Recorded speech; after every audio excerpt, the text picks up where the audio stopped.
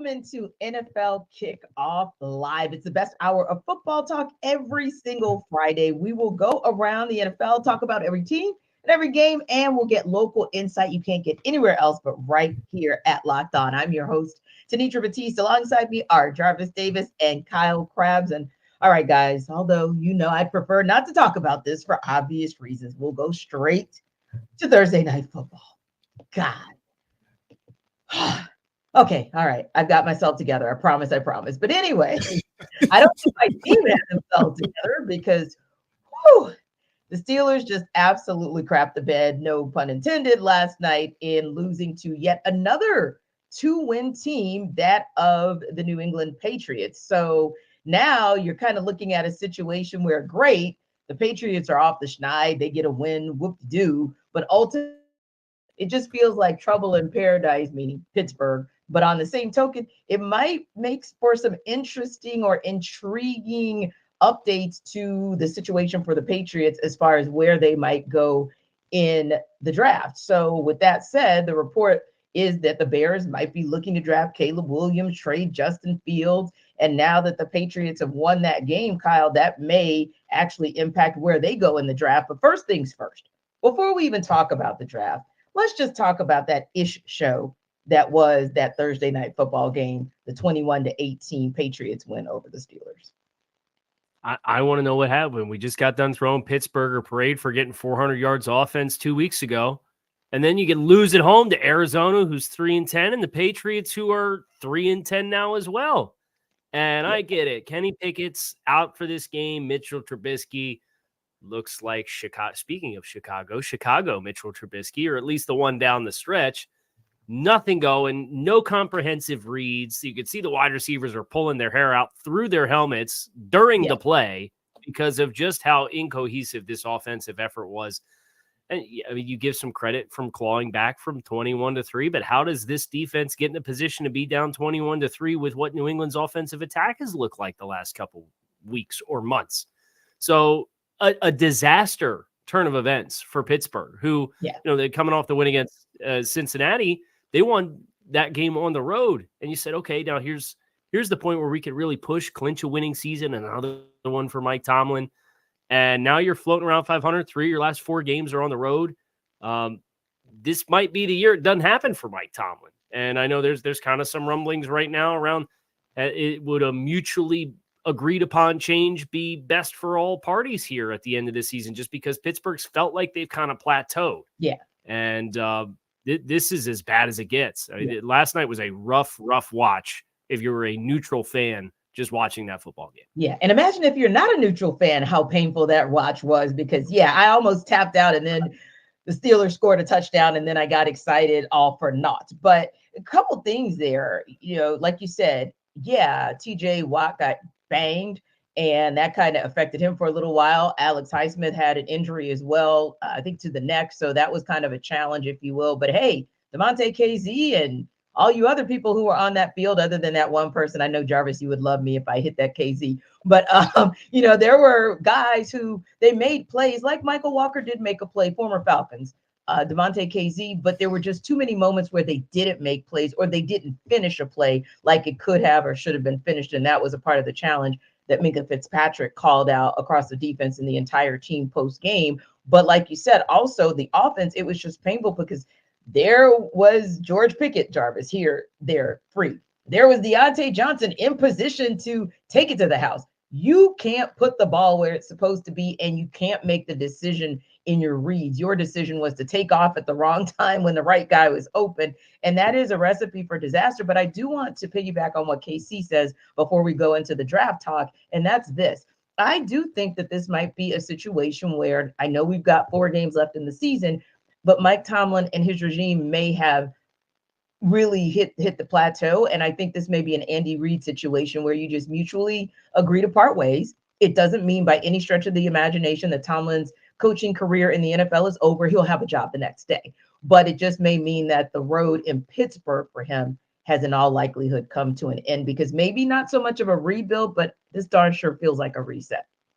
Yeah, it's definitely going to be a reset, because I really feel like it's time. And that's not an indictment against Mike Tomlin, because things, it's like a marriage that, the fire is just all gone and people just kind of really sticking around for the kids. It's just like, all right, I love you, babe. Oh, I love you too. Oh, you never had a losing season. Oh, okay, that's fine. We're gonna bounce back and get into the playoffs, but we ain't got a chance to really win it all. Yeah, that's fine too. So I think now you're starting to move into a situation where, okay, let's figure this thing out, because at the end of the day, I think we all can agree that Kenny Pickett is not the quarterback of the future, right? Yeah. So if there's a situation where you start losing games and you get into a position where you might be able to get one of those guys, one of those quarterbacks, there's going to be a lot to choose from in that first round. Do you really want to try to, use this same regime who just fired their offensive coordinator, who probably shouldn't have been the offensive coordinator coming into the season, because a lot of people were calling for their heads. I know you were, T. So now it's like, all right, I don't want this regime picking my quarterback of the future, because everybody understands what the situation is there. So I think if you mutually part ways, and I think you're also correct too, T, because Mike Tomlin, he will have a job, and I know we're going to talk about it later here, and I have the perfect spot for him, where he could take over, and I'm pretty sure there'll be Super Bowl contenders almost immediately if they're able to make that hire. Indeed. And Kyle, that kind of segues into that talk about the draft, because I think Jarvis makes an excellent point. One of the downsides of the winning records that Mike Tomlin has had, especially over the decade and a half since the Steelers won the Super Bowl, is you're middling. So you keep landing middle to late first round, and that's how you look the rest of the rounds. And sometimes you hit and it goes well, but most of the time it doesn't, because you're not getting the top of the first round, or even sometimes the top of the second round that'll allow you to dip back into the first round. My point being that this is a draft class where, the Steelers have to look long and hard at themselves and say, hey, if we end up at 18 or 20 or 16, well, like we keep ending up, this is the draft where you may want to do what you did with Minkah Fitzpatrick. Obviously, that was a trade situation where you threw in everything but the sink and it paid off. This might be a situation where you throw in everything but the kitchen sink in a draft situation, because these are some generational draft picks at QB that could change this franchise. So I think that's a decision that they have to make. And the Patriots are still looking, despite what we saw at Zappy last night, they've got to make a decision as well. Yeah, I think the decision's a lot easier for New England, just because you expect them to be in that strike zone, Indeed. Right? Where you look at Pittsburgh and you already got 7 wins. Like, what's the floor for you in the draft? If you lose out, you're probably picking 13. That's where we're sitting right now. So from Pittsburgh's perspective, you may transition away from, if you're going to do it, transition away from your head coach, identify what players are 30 plus second, third contract players that you can get more draft assets for. And I don't know about a reset. If you're going to do it, you might as well rebuild it and go for it, because I think that's the only way you put yourself in a position. I think this quarterback class is really interesting too, because the transfer portal has already eaten up a lot of what you would have perceived to be the second tier of draft eligible quarterbacks, and they're staying in school. Yeah. So you're going to have Drake May, who goes early. You're going to have Caleb Williams, who goes early. A lot of people like Jaden Daniels. He's a little bit of an untraditional build for the position and a 1-year sample size of really good play. So there'll be some questions there. Get sold on that.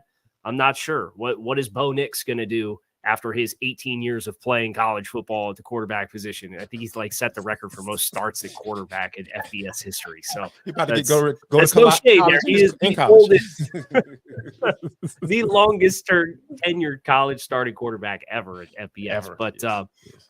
From Pittsburgh's perspective, I don't envy where you're at. And I think there is something too. It's really interesting, these team life cycles where teams build themselves up and then there's kind of a natural transition. Really, the only one that's done it successfully over an extended period of time without regressing all the way back to square one again, even if they keep the coach and the brain trust, is New England with Tom Brady. So you look at Mike Tomlin, and he has 8 career playoff wins, and 5 of those, more than half of them, came in his first 4 seasons with the team. Yeah. You even look over at Baltimore in the AFC North. John Harbaugh's got half of his playoff wins came in his first 5 years, and he's been there 15 years too. So these teams that are routinely consistently in the hunt, Mhm. If you don't go all the way back down, it makes it almost harder for you to gear back up and make a deep run all over again unless you hit the quarterback position. And they didn't do that with Kenny Pickett. Indeed. And that's my biggest challenge with this team, and feeling like that's why I keep saying middling, because you've done well, but you've not done well enough. And even that one time where you could have done well enough, I think it was 2018, when you had Jacksonville on the ropes and you allowed them to come back and get you. That would have been one opportunity to win big and, maybe get back to the Super Bowl, but obviously didn't happen. So I think it's one of those challenges. Now, here's the interesting part too, because of course, Jarvis, we know we're talking about what the Steelers are looking at under center, because that's kind of how you build out. And we know what we're talking about with the Patriots and how they build out. But an intriguing guy that, of course, we've been looking at for well over a decade, because he's born and raised in the Atlanta metro area.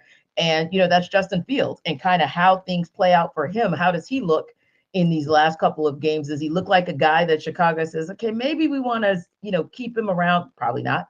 But if not, where does that guy go? Because with the Kenny Pickett, if you don't land here, you'll probably land, in one more spot. You'll be a backup at them, and then maybe you get to show somebody that maybe you are viable as a potential starter. But Justin Fields, this is like a true dress rehearsal / show and prove what you can do, because you're probably not going to stay with Chicago, but you also want to land somewhere where where it's not going to just benefit Chicago that they parted ways with you, but it's going to benefit you too. Yeah. And I think that, with Justin, like, obviously the talent is there, right? Like, he wouldn't have been taken in the first round if it wasn't. And I just feel like, Chicago Bears is an organization that just hasn't been good with housing a good quarterback, right? Now some we got one of those things. Right. So one of the reasons may be that he just isn't good, or it just wasn't the right situation. And I feel like a lot of people kind of discredit the latter, because, like, at the end of the day, like, you can have all the talent in the world, but if the situation isn't right, if the head coach isn't right, if the guy that's working with him every day and the quarterback coach isn't right, it's not going to work. Or the guy calling plays, we seen Luke Gessie. He just seems like, okay, I'm going to call plays according to what Justin Fields is really good at.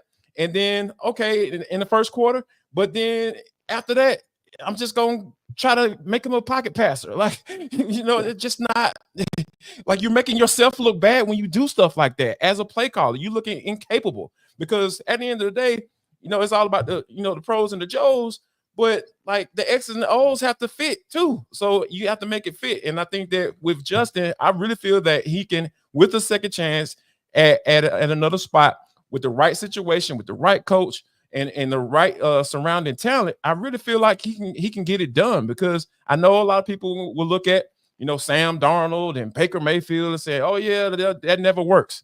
But Sam Darnold got a second round pick. So if Chicago wants to trade him, they're going to be able to get some good compensation for him. Yeah. And I feel like Justin, in a different situation, maybe even down here in Atlanta, because we know Arthur Smith is really good with reclamation progress. Kyle, you're familiar. Ryan Tannehill, he made him look like a capable quarterback, and I think that Justin is a little bit more talented than Ryan Tannehill, in my humble opinion. So I feel like the situation is right for Justin as he goes down. All he got to do is just continue to try to go out there and put some good tape out there.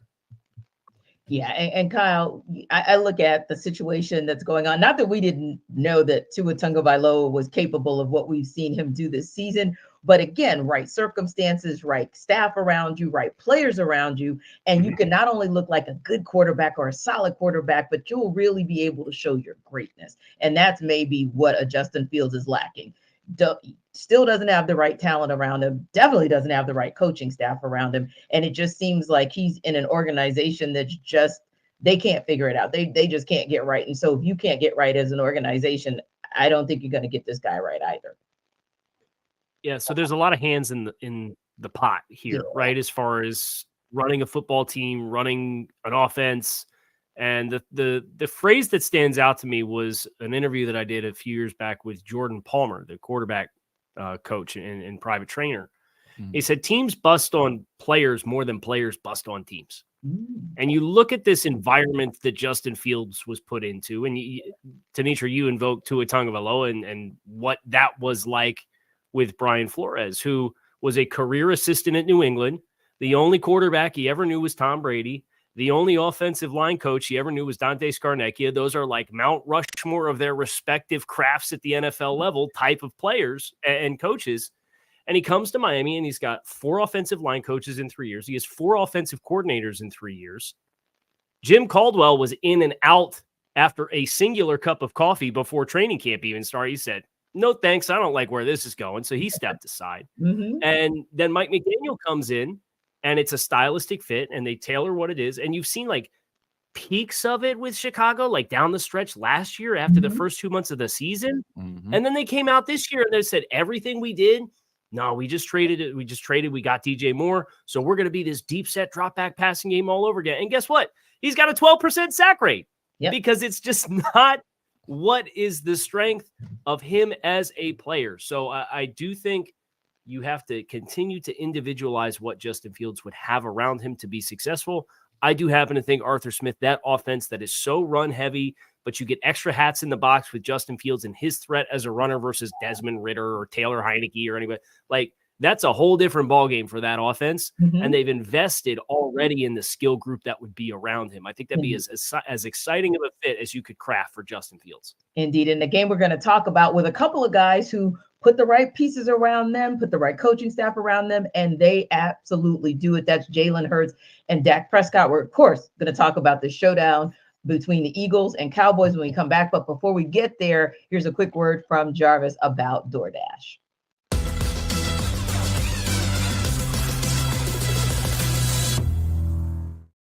Listen up, guys. Jarvis Davis here for DoorDash. This episode of the NFL Kickoff Live Show is brought to you by DoorDash. How about this, y'all? I'm sitting at the house by myself. You know, my kids upstairs sleep in the room, and then I just start feeling this rumbling sensation in my stomach, and I'm just like, oh my God, my stomach is telling me that I need some wings. You know what I went to? I went to DoorDash. I'm telling you guys, it is the absolute amazing. And the code is LOCK23. What is that code going to get me, Jarvis? LOCK23 is going to get you 50% off up to a $10 value when you spend $15 or more on your first order. When you download the DoorDash app, drop that code in there, LOCK23, and you can satisfy that hunger in your stomach right now. I'm telling you, it was so amazing. I'm telling you, it is so easy, and then it's so easy to use. And when you think about, you know, when you're watching the games and you're trying to figure out what you want to eat, DoorDash it simplifies it for you guys. All you got to do is just pull out your Lucky Charm jersey and order your favorite apps and snacks on DoorDash, because football season is rolling right along. And if you haven't tried this out, I promise you need to do. So here's what's about to go down. I need you to go to download the DoorDash app, and you're going to get 50% off up to $10 value when you spend $15 or more on your first order. When you download the app, enter the code LOCK23. That's code LOCK23, LOCKED 23, and go ahead and satisfy that hunger.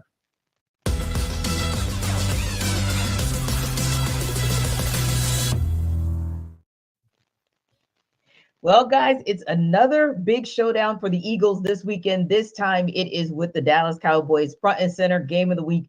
NFC East is on the line. Some would even say the MVP race is on the line between Jalen Hurts and Dak Prescott, just behind Brock Purdy in the odds. It's a mood, it's a movie when it's Dallas and Philly playing. And our Locked On Cowboys host, Marcus Mosher, and our Locked On Eagles host, Gino Camilleri, are here to break this game down.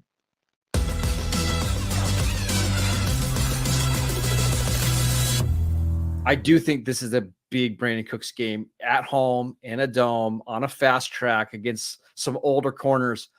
To me, he's the key to this game for the Cowboys. If he has a big game, I don't see the Cowboys losing, but if the Eagles can hold him in check, I think we're going to get a really, really close one.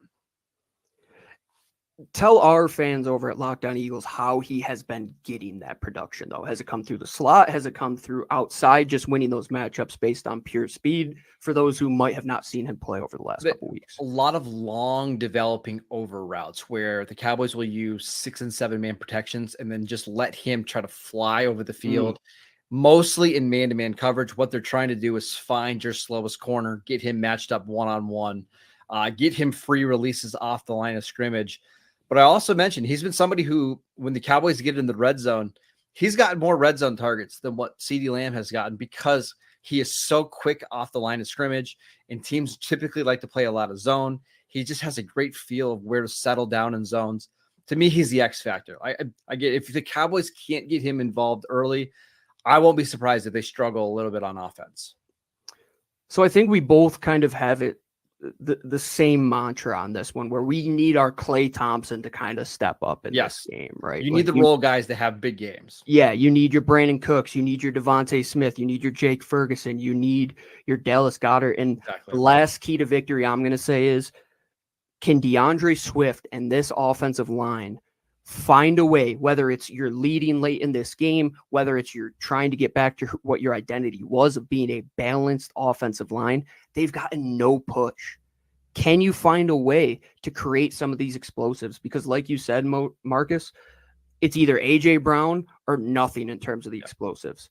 And early on in the season, a lot of those came through DeAndre Swift being lightning in a bottle. They need to get back to that, because it might come that once again, you're leading a game against the Dallas Cowboys and you have to find a way to choke out the clock. Yep. And if not, Dak can lead them down the field and put them right in a position to score like we saw that last week. I think 3.5 points is bang on. I think Vegas just knows way too much and way more than we ever will. And it's going to be a field goal game, in my opinion, because there's so much riding on it. And just as a neutral fan, like, you're welcome once again. These two teams are just what people want to see. As much as you might hate them and talk bad about them and create your crappy narratives, you guys love watching the Cowboys and Eagles, no matter what you say.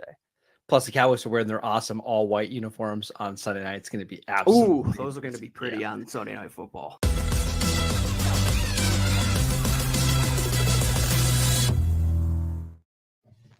So, guys, this particular matchup features a team where there's a 1-game division lead. Of course, Eagles over the Cowboys, one of 3 division leaders with that slim margin. So we could go all over the place with that narrative heading into the last 5 games of the season. But Kyle, this is also a situation where you've got 2 teams who have, like we said, MVP caliber quarterbacks, but also a lot of X factor. So I want to go back to something that Marcus was talking about in terms of who would be the X factor should the Cowboys win. And he's calling it Brandon Cooks. Is that your guy who could be the X factor or the game changer for these Cowboys to get this win? Yeah, I certainly think coming into this season, you expected to get a certain caliber of production from Brandon Cooks. And for the first month and a half of the season, he was MIA, like nowhere to be found. And you're wondering, did Brandon Cooks get washed this offseason and we all didn't get the memo or what? And then lo and behold, they start finding ways to get him involved in the offense. And it's coincided with Dak Prescott and this emergence of this 6 consecutive games, I think it is, with multiple touchdown passes, which is the longest stretch of his career, and playing at a caliber that has put him right at the front of the MVP conversation as we go into December. So I certainly think that's an element for Dallas that if they have that component humming, even if it's only a couple shots throughout the course of the game, this feels like an more explosive plays wins the game type of contest in my mind between these 2 teams, because they're capable of haymakers. You saw Philly really get bottled up by San Francisco at home last week, and San Francisco just hit home run after home run after home run, and a lot of it came after the catch. Yeah. So who's your guy that's going to have the speed and help create those chunks? If it's Brandon Cooks, whether they're vertical routes, whether they're deep over routes, and he's turning up the far sideline after he catches the ball, I do think that's a great place to point to for Dallas. Yeah, not only yards after the catch, but really yards after contact as well, Jarvis, because, Deebo Samuel and Christian McCaffrey were out there bulldozing folks. And from a yak perspective, from yards after the catch, I was wondering if Darius Slay had gone back to Detroit and, maybe we missed that flight that he'd taken because, he was absentee last week. But if you look on the flip side for the Cowboys, they're looking to break a streak.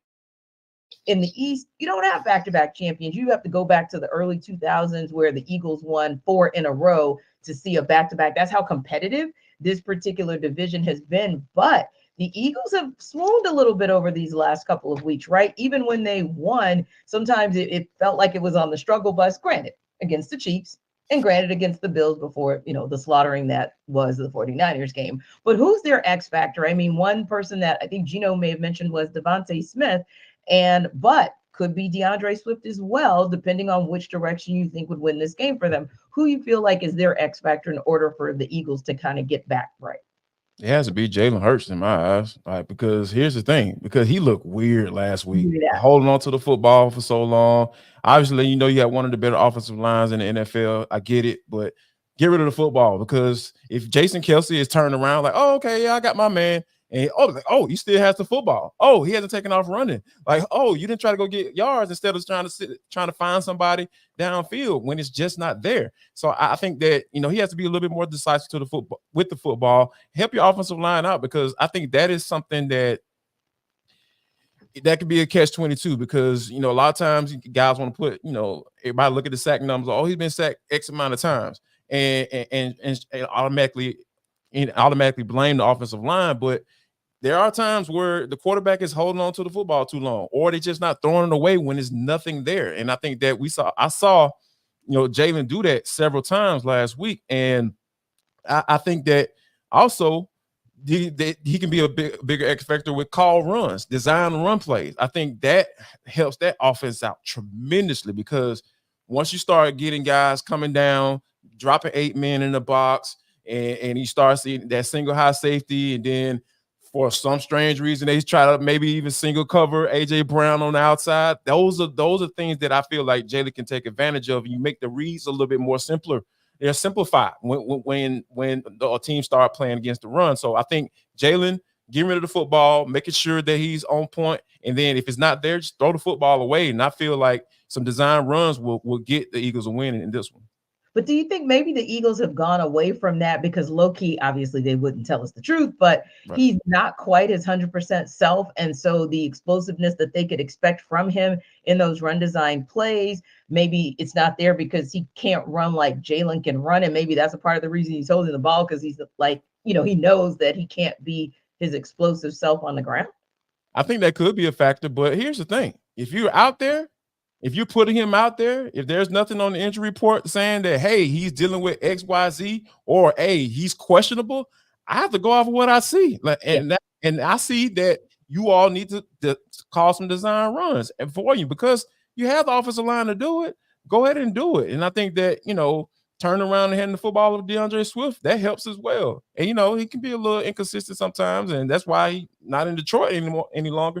But those are some of the things that you're going to have to do. If you're putting them out there, I feel like, hey, I don't want to hear about it. Like I got Hugh Douglas up in Philly. He's just like, hey, man, show me the baby. If you out there, show me the baby. Show me the production. Get the win.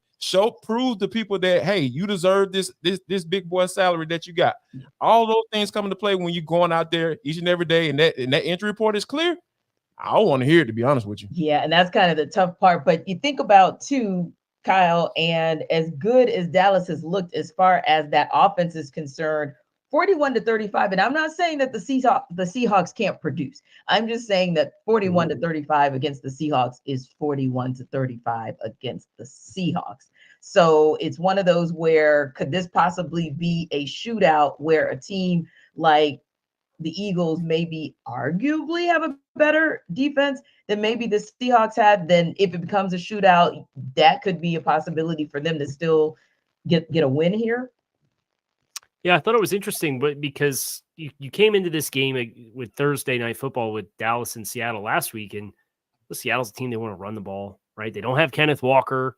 Well, they end up having Zach Charbonnet that steps into the primary role, has 19 carries for 60 yards. If you told me Dallas held Zach Charbonnet to 19 carries for 60 yards, you'd feel really good about it. But it was the physicality of DK Metcalf. It was his ability, how involved he got early. So I'm looking over to AJ Brown, and if I'm Philadelphia, you got to have a certain element of that. But one thing that Seattle did try to do is they still tried to run the ball, even though the averages weren't there. And to go back to what JD was talking about, as far as DeAndre Swift and the Philadelphia Eagles, you go all the way back to week 2. And do you remember how much Philadelphia struggled in the first half against Minnesota? And they had all these exotic looks on the front. And then about halfway through the second quarter, they said, oh, hey, you know what? You got 2 defensive linemen on the field. We're going to pound the rock. And DeAndre Swift gets 28 carries, 175 yards, Mhm. takes like sole possession of the RB1 role in Philadelphia. And since then, he's only had a handful of games where he's even had 20 touches. Yeah. Like this is a guy that's amongst the most productive weird. backs in the league. And, right. And what game was it? Was it the Buffalo game or the Kansas City game that like he didn't even touch the ball in the first half at all? And you're like, what is going on? This is like the second best rusher from a statistical standpoint in the NFC, and he didn't touch the ball. And then lo and behold, he starts touching the ball. You're ripping off 6, 7, 8 yard, 9-yard runs, and Philadelphia found its rhythm again offensively. So you got to find a way to distribute the ball all around. But I think balance for Philadelphia against Dallas defense will help give them the opportunities to have those one-on-ones for that big physical guy like A.J. Brown to do what DK Metcalf was able to do to him last week. Indeed. And KC, if you had to make a prediction, a bold prediction, who walks away with this win? Do the Eagles put some distance between themselves and the Cowboys in the NFC East? Or is this a Cowboys game where they're now going to get in position to possibly control their own destiny? I want to pick Dallas. Dak is 30-8. That is rare, Kyle. Not a lot of people ever like to do anything in favor of Dallas, but okay. but I cannot help but think that the worst thing Dallas could have drawn was Philadelphia getting their butts kicked. And I think Philadelphia, after the game that they played last week, with an opportunity to retain control and effectively smother the NFC East, I think Philly finds a way. And I'm picking Philly in a close game to get it done. JD, who you got? So my dad is a lifelong Dallas Cowboys fan. Please don't ask me how. Grown up in Atlanta all his life and all that stuff. But we had a conversation. He was just like, Jarvis, we're gonna get a win this week. I'm like, man, I don't know, man. But I was like, and then when you think about it and kind of really dig into it, like I think that Brandon Cooks piece, what Marcus brought up, was absolutely amazing. During that 4-game winning streak, 20 catches, 300 yards, and 3 touchdowns. Almost double the production of that first month and a half of the season as a Cowboy. So I think finding another weapon that Dak can depend on outside of CD Lamb, I think that's the formula. That's the juice. That's that recipe everybody look forward to eating on Thanksgiving. Like, okay, we're coming over to the Cowboys house because hey, they found the right recipe. Their offense is cooking, and I think that Dak is making a MVP candidacy. So I'm picking the Cowboys, T. I'm picking them. And I might be wrong. More than like I'll be wrong because it's the Cowboys. But I'm rolling with the Cowboys. I can't deny what I'm seeing right now. Exactly, because Cowboys are going to cowboy. But the Eagles, I think as long as that secondary shows up a bit better than they did last week and they do everything that KC just prescribed, I picked them for the win. Speaking of picks, we're going to tell you and sell you why on the other side. But before we do that, Jarvis is here to sell you on Prize Picks.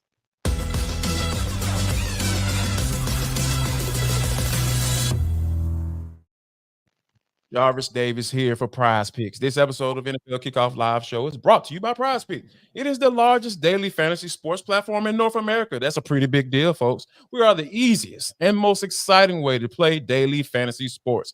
It's you against the numbers, not the pros and not all of these algorithms and all this stuff craziness, right? All you got to do is just pick more or less than on a 2 to 6 player stat projection and watch the winnings roll right in. Also, not only with the NFL season rolling, it's kicking off. Basketball season, guys, is right here. And now you can pick combo projections across football and basketball from the Specials League, a league created specifically for combo projections that includes 2 or more players from different sports or leagues. For example, LeBron James on the plus Travis Kelce at a 10.5 combo of 3 points made plus receptions. That's not that hard, folks. It's not as hard as I made it look. Sound right then. But it's easy, guys. All you got to do is go to prizepicks.com right now because that is the best place to go to. All right, here's the website. Go to prizepicks.com/lockedonnfl. Prizepicks.com/lockedonnfl and use code LOCKEDONNFL for a first deposit match up to $100. And folks, Prize Picks is daily fantasy sports made easy.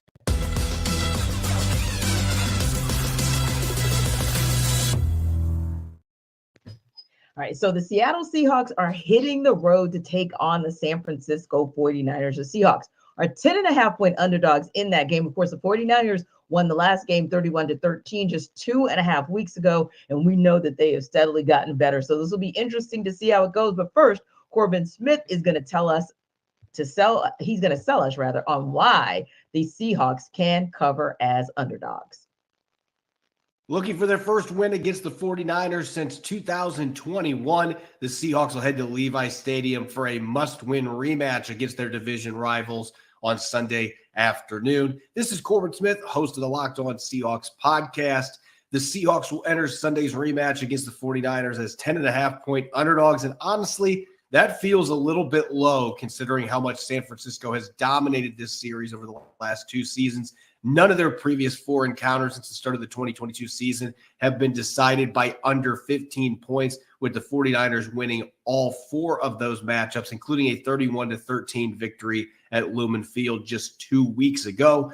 For the Seahawks to have any chance to cover that spread or potentially pull an upset on the road at Levi Stadium, the offense is going to have to build off a solid outing in Dallas where they scored 35 points and put up 5 touchdowns. The offense has only 3 offensive touchdowns in their last 4 games against the 49ers combined. The run game is going to have to be solid. They're going to have a play-action game working off of that to take advantage of their receiving talent. As for the defensive side of the football, missed tackles have been a major problem against the 49ers, including a bunch of missed tackles against Christian McCaffrey a few weeks ago. They have to get him to the ground, and they have to limit explosives. They gave up 7 explosive pass and run plays in the first half alone in week 12. If they're able to cut that number in half and potentially create a turnover or 2, the Seahawks can give themselves a chance in a game that few expect them to be competitive in this upcoming weekend. Our guy Corbin pulled absolutely no punches. All right, Jarvis, I'm going to ask if you can maybe wrap your arms around little Tink Tink and give me a path to winning for the Seahawks. Sorry, little Tink Tink. It's time to go home. Take your little ball to go home because the Seahawks just, they're on 3-game losing streak. They lost to the Cowboys. They pushed them to the brink. Don't get me wrong, but I think just, with Kenny Walker being out, Kyle, I really feel like Charbonnet is a drop-off. It's a pretty decent drop-off when you talk about, the type of running backs that they bring to the table. And the way the San Francisco 49ers have been playing, they just seem different. I know they've been, going to NFC championships and just being that type of team. But ever since Purdy came back and that man, that man that plays left tackle, number 71, Trent Williams, this team is different. And Debo Samuel, those guys, when you have those guys coming back into the fold, this is a different team. Those guys are playmakers, and you just see how Kyle calls plays just like who's going to get the rock, and there's nothing you can do about it. So, yeah, I feel like Seattle is about to get ready to go into a buzzsaw. The 49ers are riding high because we know all of the hoopla and drama that went into that game against the Philadelphia Eagles and how they were able to, talk that talk and walk that walk.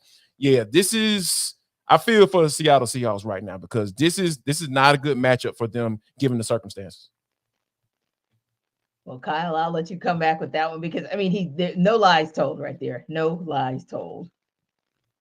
Yeah, so for Seattle to win this football game or keep it within less than a touchdown and field goal and cover 8.5 points, I really think they have to force multiple turnovers and then you score 35 points. Okay? The obvious talking points to acknowledge, but the hardship about doing that, and give them credit, they just scored a bunch of points, 35 points against the Dallas Cowboys last week. They get a little extra rest coming into the game. JD talked about Trent Williams, Debo Samuel, that stretch of injuries. Here's the points scored for San Francisco in the 3 games that they had without those guys, 17, 17, and 17. Okay, I'm not a math guy, but I could say that's 17 points a game. The points in the other games that they've played with those guys on the field, 30, 30, 30, 35, 42, 34, 27. Shout out Tampa Bay, held them under 30, 31 and 42. They are rolling up the points. Dude. And oh, by the way, outside of that 3-game stretch where they had 7 turnovers without Trent Williams and Deebo Samuel, they have 3 turnovers this season offensively. San Francisco has 3 turnovers in the games that they played with Trent Williams and Deebo Samuel on the field. It's December. They have 1 turnover in the month of November. So, like, tell you, man. Seattle is just going to have to get this totally uncharacteristic performance that San Francisco has not done with their guys all season long. And if they can do that, hey, there's your selling point to cover 8.5 points. Yeah, and my mind went to the only way it would possibly happen. And sometimes you are so on mission to prove yourself. I think the 49ers are so on mission to prove that they belonged in the Super Bowl last season versus the Eagles that maybe an emotional letdown may allow the Seahawks to sneak in and get this game. But other than that, yeah, it's going to be a tall order to even cover the spread. Now, in a battle between top-tier quarterbacks, the Kansas City Chiefs host the Buffalo Bills on Sunday afternoon. The Chiefs are 1.5-point favorites in that game. And here's Ryan Tracy from Locked On Chiefs to tell you why the Chiefs can cover that spread. The key for the Kansas City Chiefs to cover the spread and get a win against the Buffalo Bills is straightforward. Keep it simple, silly. Don't get overly complex. Don't go outside your wheelhouse. Stick to what works. I'm Ryan Tracy from Locked On Chiefs, and that's where we are this week. For the Kansas City Chiefs, it starts with the run game. Isaiah Pacheco has been missing in action at practice, but could be available for the ball game itself. His backups, Jerick McKinnon and Clyde Edwards-Helaire, will be ready to go. And they've been much more successful at running the power run block scheme lately that they'll be able to double down on and attack the Bills on the ground. That sets up the pass game, which has been a struggle. It comes down to this. In order to move the ball, you have to feed Travis Kelce first and foremost. The plan will be to take him away. So where do you go after that? Rashee Rice is the emerging talent that will be the number 1 wide receiver, and you have to feed him. It is a dual-pronged passing attack that everything else branches off of, including Kadarius Toney, Sky Moore, and possibly Richie James, who can maybe give a little bit of lift in this particular ball game. All that goes down to protecting Patrick, giving him time in the pocket, not making him wait till late in downs to try to make something happen. On the opposite side of the ball, it's about containing Josh Allen as you do a contain rush. You're not going to get the super exotic blitzes. You don't want to flush him unnecessarily. He went for 9 for 81 last week on the ground. You don't want to trigger that. But the trio of pass catchers is going to be a great matchup. L'Jarius Sneed should travel with Stephon Diggs all over the place. That will leave Gabe Davis outside against a couple of young corners, as well as Khalil Shakir, who's been hot on and off of late, against Trent McDuffie. I feel great about that matchup, and I think Shakir isn't going to be someone who's going to be able to break this game open with McDuffie all over him. So it will come down to Gabe Davis, and more importantly, Dalton Kincaid and how he attacks the linebacker level that might be without Drew Tranquill, might be without Nick Bolton. It's down the middle in this game for the Buffalo Bills. It is Dalton Kincaid against those linebackers, Khalil Shakir against those safeties once he breaks loose, as the safeties will be with Mike Edwards rather than Brian Cook, who's out with injury as well. And that's how the Chiefs can get it done this week against the Buffalo Bills. And when you think about that game and who could or may not have an impact on the game, unfortunately, we just got word that Isaiah Pacheco is, of course, out for this Sunday's matchup. And that's a critical component because, yes, it's great to get Clyde Edwards-Helaire back, but on the same token, it's always been kind of a 1-2, if not 1-2-3 punch when it comes to the run game for the Kansas City Chiefs. So, I mean, Jarvis, how do you think it's going to impact them not to have Pacheco out there this Sunday? Oh, it's gonna be a tremendous in my eyes. I mean, let me start off by saying this: they're gonna count on Jordan to get the job done. Patrick Mahomes. He's Michael Jordan in football right now. That's kind of where I know we've been throwing that term around a lot lately. T, when it comes to the Atlanta Falcons and Jesse Bates, but when you think about what this offense looks like, the toughness and the offensive line, the investment in the offensive line, and Donovan Smith and Jawan Taylor bringing those guys in. You know that they want to have some sort of identity and balance to this offense and not have to always depend on Patrick Mahomes. But when you take a guy like Isaiah Pacheco out of that equation, because this dude just runs so hard, it seems like he's just fighting for every single yard. And then what comes with that, though, is the dealing with the injuries and dealing with certain things and little knickknacks from time to time. And this offense just looked different without him in that equation. So I think that you're going to have to essentially lean on your MVP quarterback to be able to sling the ball around the yard. And you hope and pray that those wide receivers, they step up and they make those necessary plays, because Pat is going to find those guys, and they have to be able to catch the football and make a play with it. Yeah, and although it was, of course, a loss for the Chiefs against the Packers earlier this week, you got 18 carries and 110 yards from Pacheco, 6.1 averages yards per carry, and across the entire season, 4.4. So just showing that consistency of what he brings to the table, or will not be able to bring to the table this weekend. But KC, when you look at this matchup with the Chiefs being 1.5-point favorites in that game, tell me, do you believe that the Chiefs can cover that spread? And if so, how do they cover the spread? I absolutely think they can. I think the challenge for Kansas City is Buffalo is fighting for their playoff lives here at 500 at 6-6, and they put a really good effort forward offensively against Philadelphia. The overtime game, Jalen Hurts brought them back and pushed them to 6-6, and just about everything since the bye has been a nightmare for Buffalo. And it'd be really interesting to see how they respond to the story that came out about Sean McDermott this week, and Von Miller and his off the field issues that manifested during the bye week as well, with some really ugly allegations there. And we need more clarity there as well. But for Kansas City's perspective, we're talking running backs, we're talking wide receivers. Can we throw Travis Kelce the damn football? What are we doing here? I'm watching this Green Bay game, and you scored 19 points. Travis Kelce, I think, had all those receptions in the first half of the game, it felt like. You're sitting here, these possessions down the stretch, you're like, all right, they got to get something going. Let's move Travis Kelce around a little bit and get him the football. He caught 4 passes. And you're looking at Kansas City's last month offensively and all these stretches of games where they're not scoring any points in the second half of these games. Go back to Denver. No, he had 6.4 yards per target. He had 9 targets for 6 catches, 9.7 yards per catch. Miami caught 3 passes for 14 yards. Philadelphia, they scored 17 points. Got 7 for 44. He got a touchdown, but it was 4.5 or 4.9 yards per target. Yeah. And then he has the big boom against Green Bay early in that game. And then they're trying to come back and win this football game. And we're just static with Travis Kelce. We're not moving him around. And I get he's going to command a lot of attention. But you're coming into this game, Buffalo doesn't have Matt Milano, and Micah Hyde and Jordan Porter look a step slower than what they've been in the past. Get Travis Kelce involved in the middle of the field, move him around, get him the football. And if you do that, I think you do win the football game, but they just really haven't been doing it the last month for Travis Kelce.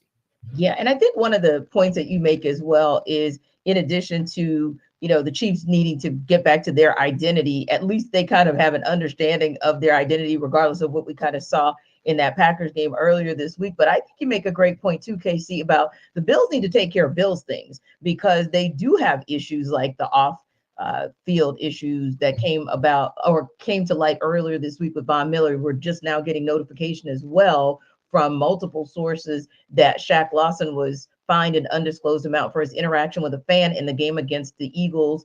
And so the issue's been resolved. But Casey, when you start hearing things like that, it makes you think to yourself, but has the issue really been resolved with a team that's middling? And then you get the information about Sean McDermott that comes out, where he has comments that he made about the September 11th terrorist attacks during a team meeting in 2019. And of course, he goes on to say that he regretted those comments, but ultimately speaking, that's all that the conversation has been about as it relates to Chiefs Bills. It hasn't been more about what's going on the field as off the field. And it starts right at the top with Sean McDermott. It's tough. And as a team that's fighting for expectations, you can tell how frustrated that football team is when you look back on the interaction with the Buffalo Bills defensive linemen in Philadelphia in that contest, and how they're chirping with the fans. And I think there's a lot of things that Buffalo has that they can point to feel like they can win any game that they step on the field with. But so many of their wounds this season have been self-inflicted, whether it was the 4 turnovers in the season opener against the Jets, or 12 men on the field for the missed field goal against the Broncos that cost you another football game. Like, you just have perpetually shot yourself in the foot. 20 seconds not going to get points on the field when you had a timeout in 20 seconds with Josh Allen at the end of that game against the Eagles. Yeah. So all of those things now compounding, you see the frustration that's being acted out on the sideline, and now you have distractions coming into this game. It's a really unenviable place, and it's going to go one of two ways. Buffalo's going to come out, and they're going to be as channeled as they've ever been, and they'll put a good effort forward and they'll find a way to win this football game, or they're going to get waxed. And I don't think there's a lot of room in the middle.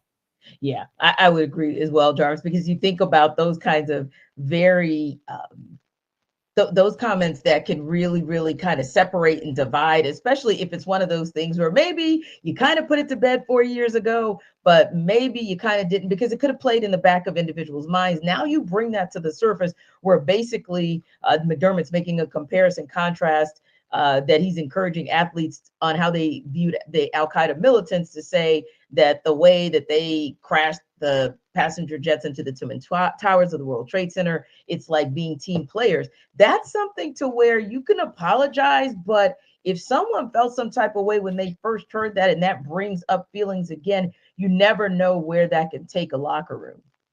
Absolutely. And I think I know where it could take it. It's lost. He's lost his locker room because when things like this get out, when you have players griping at each other on the sidelines and don't really care about what it looks like, because, a lot of times locker rooms, being in the locker room, like there are so many different personalities, right? Like a lot of people from different backgrounds, people who probably wouldn't even be in the same room with that person if they weren't playing football. Like football does, it puts a lot of different type of people in the same place. And I think that there's a certain, sacredness that goes with it that, whatever goes on within that, you don't let it get out. And so when stuff like this starts to come out, when whatever sources, said that he said XYZ and he has to explain himself, that lets you know that he knows that he's losing this locker room. And then when things like this start to happen, that means he's lost it. And I think that, when you have all the off the field stuff going on, I've talked about when we first started this show, organizations that you hear more about off the field stuff than on the field stuff, that's not a good sign. That means they're a bad organization. And the Buffalo Bills ownership, they don't want to be looked at as that. They feel like they're Super Bowl contenders. They have a Super Bowl capable of winning quarterback in Josh Allen. So I think right now, Sean McDermott, needs to start counting his chickens because this may signal the end for him for sure. Yeah, this is definitely a fork in the road for that franchise, but more importantly, probably that regime. Now, it is almost time for our fantasy football focus, which also means it's time for Jarvis to tell you guys about DoorDash.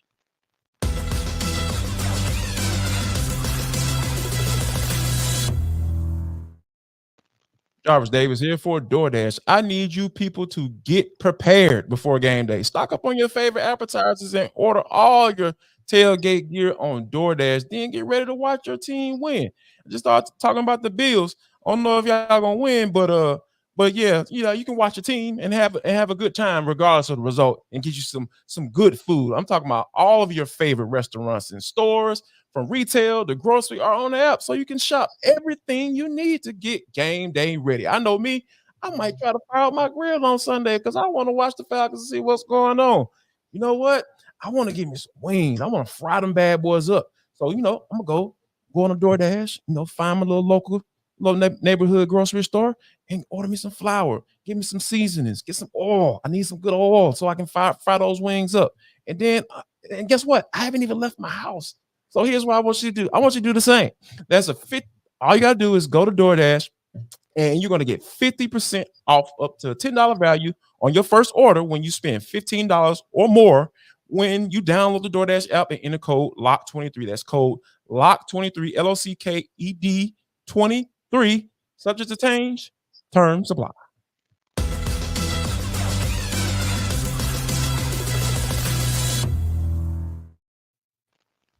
So your fantasy team might have been personally traumatized by all of these QB injuries of late, but our Michelle Majuk might just have an answer for you. And here's our Locked On Fantasy host to give you all the info you need for this week and beyond.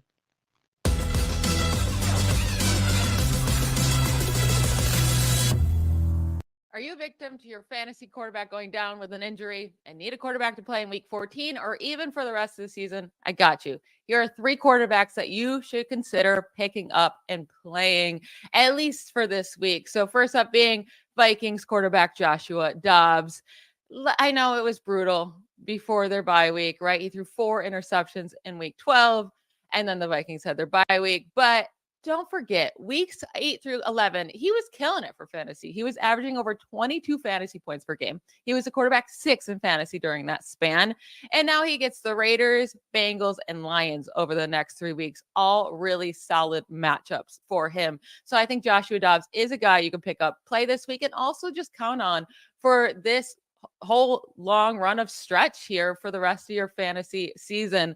Another quarterback to consider is Jake Browning of the Bengals. I know we've only really got to see him in one full game, but it was amazing, right? He put up nearly 27 fantasy points in week 13, 4th most on the week by any quarterback this last week. And he just has so many great weapons to rely on. Jamar Chase, Joe Mixon, T. Higgins, Tyler Boyd. And he was smart. He just threw it up to Jamar Chase over and over and over again. And he got him a lot of passing yards and a lot of fantasy points. And over the next 3 weeks, he gets the Colts, Vikings, and Steelers. I am fine with all 3 of those matchups for my fantasy quarterbacks, but especially like him this week against the Colts. And then talking about the Colts, Gardner Minshew is a guy you can consider picking up and playing, especially for this week and maybe even next week. So last week, he had over 300 passing yards and 2 passing touchdowns. No team is allowing more passing yards per attempt than the Bengals. And then if he does well this week and you want to continue playing him, he gets the Steelers the next week. And we just saw the Steelers let Bailey Zappi throw all over them on Thursday Night Football. So Gardner Minshew, Jake Browning, and Joshua Dobbs are all options for you this week if you're in a bind at the quarterback position.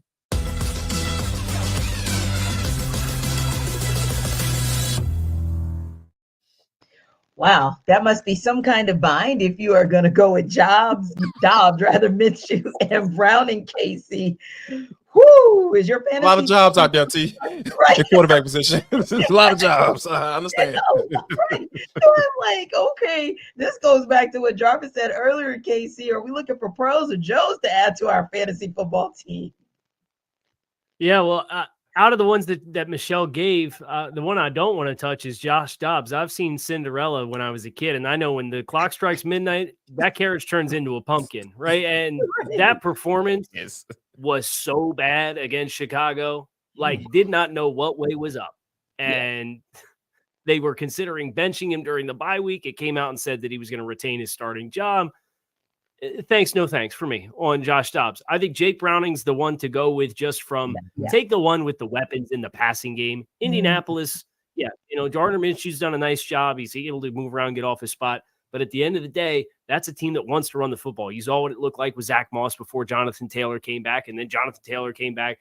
And that's kind of the identity of that football team. The identity of this Cincinnati offense, even though Chase Brown has given a little bit of extra life into the run game, they're built to throw the ball. So take the guy who's built to throw the ball, who's thrown to elite targets. That would be my choice, would be Jake Brown. Yeah, because I almost got like feeling some type of way, Jarvis, a little triggered with Josh Dobbs, like, dang, like we let him go. And then I was reminded, oh yeah, we let him go. So as the Steelers, but yeah, I think you make a great point, Casey. I mean, Jarvis, if you have Jamar Chase for one, that you can just toss the ball all around the football field to, you might want to go with that guy if for no other reason. He's going to be the guy who covers all the ills that might happen and make Browning look even better. And you know what? To be honest with you, like we even got a little glimpse into this, like once the Cincinnati offense got rolling, because we know Joe was dealing with with his injuries earlier in the season. Then they just start saying, hey, you know what? We just gonna get the ball out of his hands. We're gonna throw these quick screens. We're gonna dump it off to Joe Mixon, and guess what? You could do the exact same thing with Jake Browning, because that stuff is simple. It's simple, and it caters to the ability of your quarterback. Now, he can throw the football down the field, true enough, when the opportunity presents itself. But like the game plan going from here on out have to be, hey, get the ball in your playmaker's hands, whether they be turned around and handing it off 25 times or 25 to 30 times with your running back combo, or you getting the ball to Tyler Boyd, you getting the ball to T. Higgins, who's back, and then Jamar Chase, who won the best wide receiver in the NFL. So all of those things, it's just set up perfectly for Jake Browning going forward, and the Bengals should be able to take advantage. Hey, Casey, as we wrap up here real quick, what's that one game you have your eye on this weekend? I think I'm looking at Indianapolis and Cincinnati as far as that AFC wild card race when you consider you've got the 5 seed is 7-5 and the 11 seed in the conference is 6-6. Yeah. You got a ton of teams that are just smashed Like together. everything. Half of them are going to miss the playoffs. Yep. And that's a head-to-head matchup at 1:00 that's going to have a lot on the line for the AFC conference. Indeed. How about you, Jarvis? Real quick, what's your game to watch? Got to be Falcons Buccaneers. This is the game that the playoff game within the playoff game, and this is for the title of, hey, we're the best team in the worst conference in the NFL. Let's see what There is, on that note, a lot of cool matchups that are going to be some decision-making games for how these playoffs play out, both in the AFC and the NFC. Thanks again, guys, as always, for stopping by NFL Kickoff Live. It is the best NFL talk you can get anywhere. For Jarvis Davis, Kyle Krabs, I'm Tanisha Batiste. We will see you next week.